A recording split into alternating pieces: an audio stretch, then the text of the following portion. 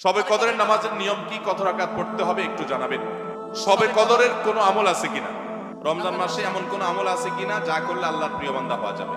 ভাইরা আমার, এই প্রশ্ন উত্তরে আমি বলতে চাই, রমাদান মাসে আল্লাহর নৈকট্য লাভের জন্য যে সুযোগটা তৈরি হয় এটা বছরের অন্য কোনো মাসে হয় না। সেটা কিভাবে? একে তো রমাদান মাসের প্রধান ইবাদত হলো সিয়াম বা রোজা, যেটাকে আমরা রোজা বলি। এই রোজা বা সিয়াম বা সাওম, এই ইবাদতটা আল্লাহর সঙ্গে বান্দার নৈকট্য লাভের সবচেয়ে বড় সোপান এবং সিঁড়িগুলোর একটা। কারণ আল্লাহ তাআলা হাদিসে কুদসিতে বলেছেন, আস-সাওমু লি ওয়া আনা আজজি বিহি, রোজা এটা আমার জন্য বান্দা রাখে আর এটার বিনিময়ে আমি নিজে দিব। এটা আল্লাহর সাথে বান্দার খুব গভীর সম্পর্কের একটা মাধ্যম। এই জন্য রোজা রেখে আপনি কোনো হারাম কাজ যদি না করেন, ঝগড়াঝাটি না করেন, মিথ্যা প্রতারণা না করেন, সকল গুনাহ থেকে বাঁচার চেষ্টা করেন, এটা আল্লাহর নৈকট্য লাভের সবচেয়ে বড় মাধ্যম হবে। দ্বিতীয় উপায় হলো, আমরা রমজান মাসে সারি খাওয়ার জন্য ভোর রাতে সবাই উঠি, ঠিক না ঠিক? ভোর রাতের এই সময়টা আল্লাহ তাআলা দুনিয়ার আসমানে এসে বান্দাকে ডেকে ডেকে ক্ষমা করেন। 5 ওয়াক্ত নামাজের জন্য আজান দেয় মুয়াজ্জিনরা, আর তাহাজ্জুদের জন্য আল্লাহ তাআলা নিজে ডাকেন, কোন মুয়াজ্জিনকে দিয়ে ডাকান না। আল্লাহ রাব্বুল আলামিন দুনিয়া আসমানে এসে বান্দাকে ডেকে ডেকে বলেন, আলা মিন মুবতালান ফাউআফি আলা, আলা মিন মুস্তাগফিরিন ফাগফির আলা, তোমাদের মধ্যে কেউ ক্ষমা প্রার্থনাকারী আছে যাকে আমি ক্ষমা করব? কোন বিপদগ্রস্ত আছে যাকে বিপদ আমি দূর করব? আল্লাহ ডেকে ডেকে এগুলো দেন। আল্লাহ নিজে ডাকেন তাহাজ্জুদের জন্য। সেটা আমরা 12 মাস পড়ার সুযোগ পাই না, কিন্তু রমজান মাসে পাই। 11 মাস পাই না, রমজান মাসে পাই। সারি খেতে উঠেন, ওই টাইমটাতে আল্লাহর সবচেয়ে কাছাকাছি যাওয়ার সুযোগ হয়। সেজদায় লুটায় পড়েন। সেজদা হলো আল্লাহর আরো কাছে যাওয়ার মাধ্যম। আকরাবু মা ইয়াকুনুল আবদু মির রাব্বিহি ওয়া হুয়া সাজিদ, বান্দা আল্লাহর সবচেয়ে কাছে যেতে পারে সেজদায় ভোর রাতে, রমজানে। সবগুলো উপলক্ষে একসাথে হয়েছে।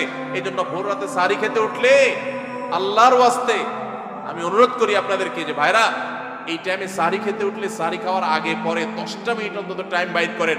লাইটটা বন্ধ করে দিয়ে আলো আধারিতে সেজদায় পড়ে যান, 2 রাকাত নামাজ পড়েন, একটু দোয়া করেন। শুধু সারি খেলেন আর চলে গেলেন মসজিদে না, এই টাইমটাতে একটু দোয়া করেন। আল্লাহ নৈকট্য লাভের দারুণ সুযোগ। চেষ্টা করবো তো ইনশাআল্লাহ। শবে কদরের কোনো আমল আছে কিনা? শবে কদরের আমল আছে ভাই। শবে কদরের সব ধরনের ইবাদতই করার চেষ্টা করতে হবে সাধ্য অনুযায়ী, যেগুলো করা সম্ভব হয়। বিশেষ করে কোরআন তেলাওয়াত করা, 2 রাকাত করে লম্বা কেরাত, লম্বা রুকু সিজদা দিয়ে যতটুকু পারেন নফল নামাজ পড়বেন। বিশেষ পদ্ধতির নামাজ, শবে কদরের নামাজ এত রাকাত, অমুক সূরা এতবার, প্রথম রাকাতে দ্বিতীয় রাকাতে ততবার, এগুলো মন গড়া, এগুলোর কোনো ভিত্তি কোরআন হাদিসে নাই। তবে 2 রাকাত করে যত লম্বা রুকু দিয়ে সিজদা দিয়ে অনেক সময় নিয়ে 2 রাকাত নামাজ 5, 7, 10 মিনিট ধরে যত বেশি সময় ধরে পারেন লম্বা কেরাত রুকুতে নামাজ পড়বেন। এক, তেলাওয়াত বেশি বেশি করবেন, যত সুন্দর করে সম্ভব তেলাওয়াত শুনবেন, শোনাশুনি করবেন, কোরআনকে সময় দিবেন, কোরআন স্টাডি করবেন এই রাতে।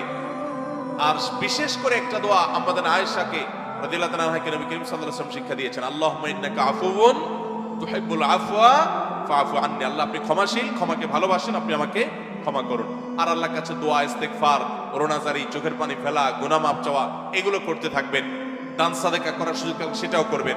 অর্থাৎ যে কোনো সাধারণ আমলই করবেন। হাদিসে বিশেষ করে এই দোয়াটার কথা বলা আছে, এটা আমরা লাইলাতুল কদরে পড়ব। শবে কদরের নামাজের নিয়ম কি, কত রাকাত পড়তে হবে একটু জানাবেন। শবে কদরের নামাজের নিয়ম কি? একটু আগে আমরা বলেছি যে শবে কদরের নামাজের আলাদা কোনো নিয়ম নাই। অন্য যে কোনো সময় যে আমরা নফল নামাজ পড়ি, ঠিক একই পদ্ধতিতে আমরা শবে কদরে পড়বো, লাইলাতুল কদরেও পড়বো। আমরা বিশেষ করে অনেকে মনে করি লাইলাতুল কদরের প্রথম রাকাতে অমুক সূরা এতবার পড়তে হয়, সূরা ফাতিহার পর দ্বিতীয় রাকাতে তমুক সূরা ততবার পড়তে হয়। এগুলো সবগুলো মানুষের নিজেদের বানানো। কোরআন বা হাদিস এরকম কোন ফরম্যাট শবে কদরের জন্য আলাদা ঠিক করে দেয় নাই। ওইটাকে আমরা আবশ্যক বানালে বরং সেটা বিদআত হতে হবে, বিদআত হতে পারে। আমরা 2 রাকাত করে যত লম্বা সময় পারি, যে কোনো সূরা দিয়ে পারি, আমরা বেশি বেশি করে নামাজ পড়বো শবে কদরে ইনশাআল্লাহ তাআলা। রমজানের শেষ দশকের কোনো আমল আছে কিনা, কি কি আমল করতে পারি? রমজানের শেষ দশক হলো আমলের সবচেয়ে গুরুত্বপূর্ণ দশক। ভাইরা আমার, নবী করিম সাল্লাল্লাহু আলাইহি সাল্লাম সম্পর্কে আমাদের আয়েশা বলেছেন, কানা ইয়াজিতাহিদু ফীহি মা লা ইয়াজিতাহিদু ফী গায়রি। রমজানের শেষ 10 দিনে আসলে নবী সাল্লাল্লাহু আলাইহি সাল্লাম ইবাদতের জন্য এত চেষ্টা করতেন, এত মেহনত করতেন, এত সাধনা করতেন, তার জীবনে অন্য কোন সময় ইবাদতের জন্য এত সাধনা করতেন না, শেষ 10 দিন ইবাদতের জন্য যেরকম সাধনা করতেন। এবং আমাদের আয়েশা বর্ণিত হাদিসে আরো বলেছেন তিনি, নবী করিম সাল্লাল্লাহু আলাইহি সাল্লাম কানা ইদা দাখালাল আশা, রমজানের শেষ 10 দিন যখন শুরু হতো, আহিয়া লাইলা, সারা রাত আর ঘুমাতেন না, শেষ দশক কখনো ঘুমাতেন না। ওয়া আইকাদা আহলা, পরিবারের লোকদেরকে ঘুম থেকে ডেকে তুলতেন। ওয়া সাদ্দা মিজারা, কোমর বেঁধে নিতেন। এবং ইবাদতের জন্য সবচেয়ে বেশি মেহনত মুজাহাদা তিনি করতেন। ভাইরা আমার, রমজানের শেষ দশক হলো ইবাদতের সবচেয়ে গুরুত্বপূর্ণ সময়। আমাদের বেশিরভাগ মানুষ ঈদের কেনাকাটায় আমরা ব্যস্ত হয়ে পড়ে, শহরের মানুষ গ্রামে যাওয়া ব্যস্ত হয়ে পড়ে, গ্রামের মানুষ শহরের মানুষকে ওয়েলকাম করার জন্য ব্যস্ত হয়ে পড়ে। আমাদের শেষ দশকের ইবাদত হয় না। শেষ দশক ইবাদত করার চেষ্টা করবো তো ইনশাআল্লাহ। শেষ দশকের প্রধান ইবাদত হলো ইতিকাফ। শেষ দশকের প্রধান ইবাদত কি? ইতিকাফ। ইতিকাফ করার চেষ্টা করবেন। আমরা শেষের দিকে সেই ইতিকাফের কথা বলি, তখন আপনারা এটার ফজিলত বুঝেন না। নবী করিম সাল্লাল্লাহু আলাইহি সাল্লাম রমজান রোজা তৃতীয় হিজরিতে ফরজ হয়েছে, তার ওয়াফাত পর্যন্ত কোন বছর শেষ দশকের ইতিকাফ ছাড়েন নাই, মসজিদে ইতিকাফ করছেন। যুবকরা ইতিকাফ করবেন তো ইনশাআল্লাহ। তিনটা ইবাদতের স্বাদ নগদ পাওয়া যায়, আমি কোরআন হাদিসের আলোকে আমার অভিজ্ঞতার মিশেলে আমি জানাচ্ছি। এর মধ্যে একটা হলো লম্বা সময় নিয়ে যদি সিজদা দিতে পারেন, বিশেষ করে তাহাজ্জুদে, তো দেখবেন এটার স্বাদ আপনি অনুভব করবেন। আর দ্বিতীয়টা হলো ইতিকাফ। ইতিকাফ রমজানের শেষ দশক যদি মসজিদে বসে যেতে পারেন, গাঁটটি বুসকা নিয়ে কিচ্ছু করতে পারেন না, শুধু বসে গেছেন মসজিদে 10টা দিন, আপনার ফিল হবে যে আপনি আল্লাহ তাআলার চৌকাঠে এসে পড়েছেন। ইতিকাফের মজা যারা একবার পায় তাদেরকে এটা থেকে দূরে সরে রাখা যায় না। আর 3 নম্বর হলো আরাফাতের ময়দানের দোয়া।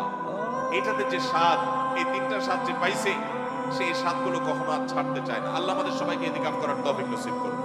রমজানের শেষ দশকে ইতিকাফ করবেন, বেজর রাতগুলোতে বেশি বেশি ইবাদত করবেন, অন্য রাতগুলোতে ইবাদতবন্দি বেশি বেশি করবেন, কোরআন তেলাওয়াত বেশি বেশি করবেন, কারণ এই দশকে লাইলাতুল কদরে কোরআন নাজিল হয়েছে। আর নফল নামাজ, অন্যান্য দান সাদাকা বেশি বেশি করে করবেন। ঈদুল ফিতরের রাতেও দিনের কোনো আমল আছে কিনা? ঈদুল ফিতর এর সুন্নাহ আছে অনেকগুলো। কি কি সুন্নাহ আছে ঈদুল ফিতরের? ঈদের চাঁদ ওঠার পর থেকে প্রথম আমল হলো ফিতরা দেওয়া।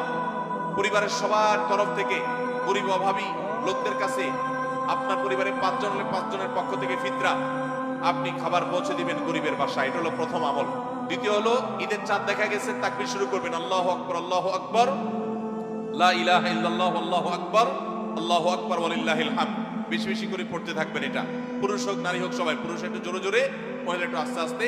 অবশ্য ওইটা ঈদগাহে আসার সময় জোরে জোরে পড়বেন, একইদে জোরে একইদে আস্তে, কিন্তু এমনি স্বাভাবিক অবস্থায় সাধারণ গতিতে পড়বেন, নারী পুরুষ সবাই যার যার মতো করে তাকবীর। এবং বিশেষ করে এই তাকবীর এটা জিলহজের প্রথম দশকে পুরো দশক ধরেই পড়তে হয়। যাই হোক, এই ঈদের চাঁদ ওঠার পর থেকে ঈদের নামাজ পর্যন্ত তাকবীর আমরা শেষ করে পড়তে থাকবো। তৃতীয়ত হলো মেসওয়াক করবেন। 4 নম্বর হলো গোসল করবেন ঈদের দিন উপলক্ষে। 5 নম্বর হলো সুন্দর পোশাক পরবেন, যা আছে এর মধ্যে সুন্দর, নতুন হওয়া জরুরি না। 6 নম্বর হলো সুগন্ধি ব্যবহার করবেন। 7 নম্বর হলো আপনার খেজুর খেয়ে তারপরে ঈদগাহে আসবেন, খেজুর খেয়ে মিষ্টি মুখ করে ঈদুল ফিতর ঈদগাহে আসবেন। এরপরে সুন্নাত হলো যে রাস্তায় ঈদগাহে যাবেন, আরেক রাস্তায় ঈদগাহ থেকে ফেরত যাবেন। এগুলো হলো ঈদের সুন্নাত।